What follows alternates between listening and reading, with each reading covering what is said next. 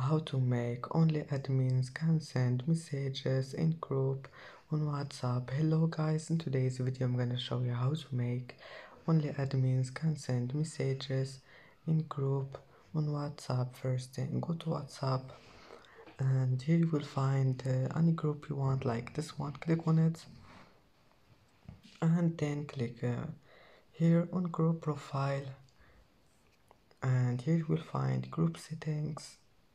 Click on it and click send messages, and then click on the admins and click OK. And now, as you see, only admins can send messages. And that's it for today's video.